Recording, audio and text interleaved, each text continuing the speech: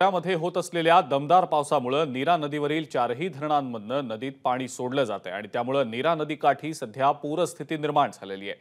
नीरा नदीमध्ये वीर धरणामधनं पाणी सोडण्याच्या प्रमाणात मोठी वाढ करण्यात आलेली आहे। वीर धरणातून आता 37,000 क्युसेक्सनं विसर्ग सुरू आहे। वीर धरणामध्ये आणि भाटकर धरणामधनं 22,000 क्युसेक्स तर नीरा देवघर धरणातनं 7,000 क्युसेक्स आणि गुंजवणी धरणातनं 3,500 असं एकूण 33,500 क्युसेक्सनं सध्या विसर्ग सुरू आहे। त्यामुळे वीर धरणातनं नीरा नदी पात्रात मोठ्या प्रमाणावर सध्या पाणी सोडलं जात आहे। त्यामुळे पाटबंधारे विभागानं नदीकाठच्या लोकांना आता सतर्कतेचा इशारा दिलेला आहे।